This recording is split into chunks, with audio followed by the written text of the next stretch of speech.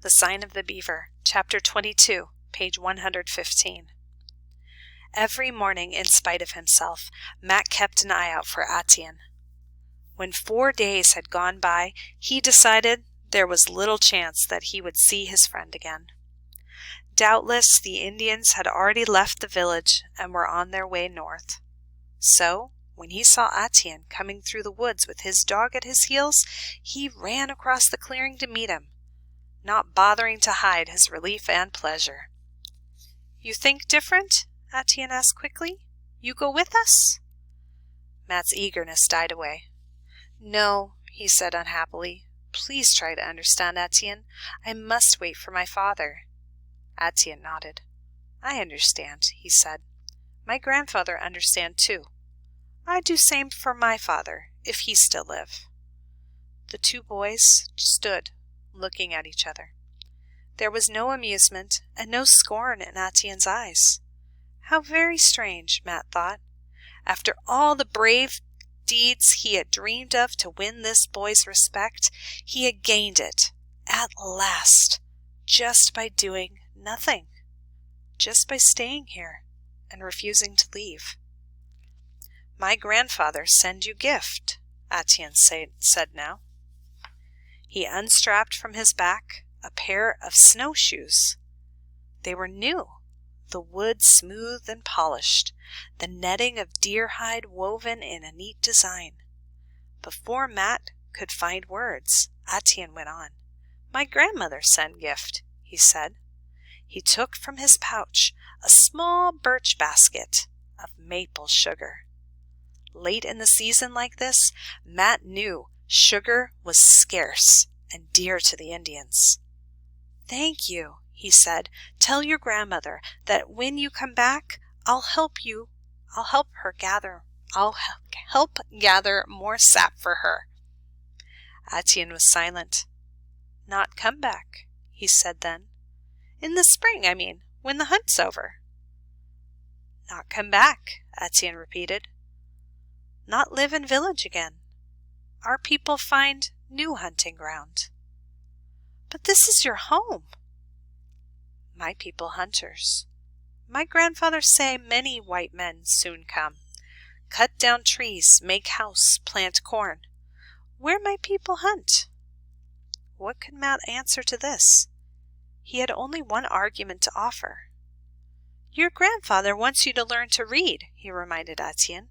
"I haven't been much of a teacher, but when my family comes, it'll be different. My mother will teach you to read, and to write, too." "What for I read? My grandfather mighty hunter. My father mighty hunter. They not read." "Your grandfather wants you to be able to understand treaties," Matt insisted. "We go far away. No more white man. Not need to sign paper." An uncomfortable doubt had long been troubling Matt. Now, before Atian went away, he had to know. "This land," he said slowly, "this place where my father built his cabin, did it belong to your grandfather? Did he own it once?" "How one man own ground?"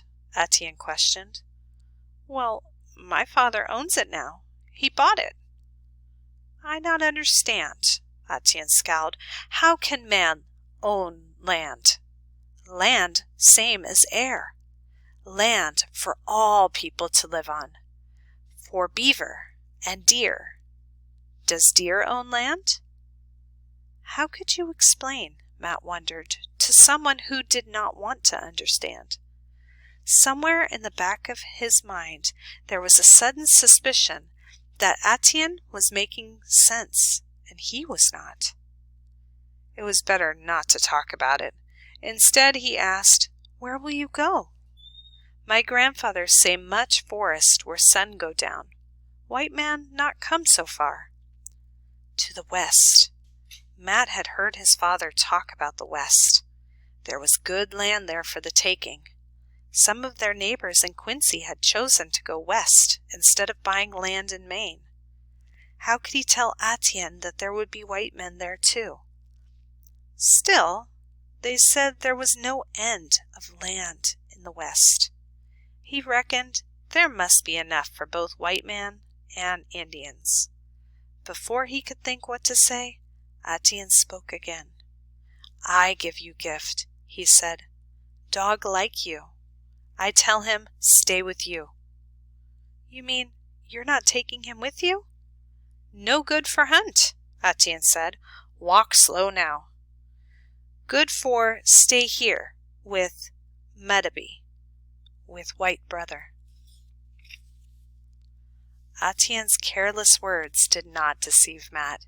He knew very well how Atian felt about that no-good dog that followed him everywhere he went. And Atian had said, white brother. Matt could not find the words he needed, but he knew there was something he must do. He had to have a gift for Atian, and he had nothing to give, nothing at all that belonged to him. Robinson Crusoe? What could that mean to a boy who would never now learn to read it?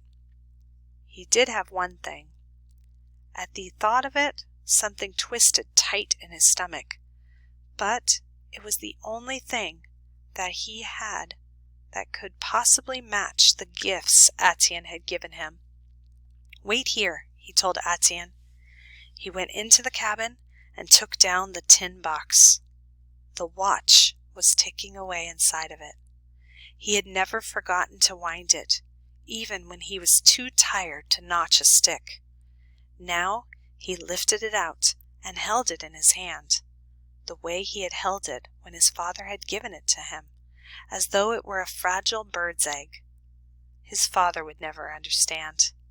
Before he could think about it another minute, Matt hurried back to where Atian stood waiting.